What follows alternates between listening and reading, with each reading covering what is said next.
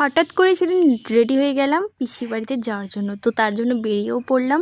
আর আজকে ছিল জামাই ষষ্ঠী। তো আমাকে পিসি বললো যে আয়, দিদিরা এসছে, জিজুরা আসেনি কিন্তু দিদিরা এসেছিলো।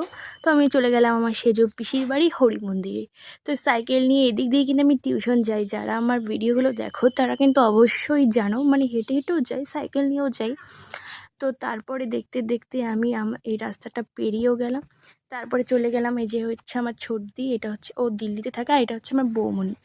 তারপরে এখানে যে দেখতেই পাচ্ছ ভাগ্নিরা শুয়েছিল আর ওরা ফোন দেখছিল তিনজনে মিলে।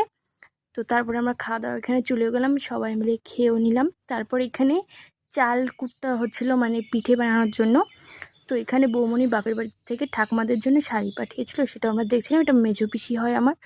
তো সেজো পিসির বাড়িতে আমরা গেছিলাম, তো মায়ের গিফটটা আমার জন্য এনেছে পরের দিন এসে।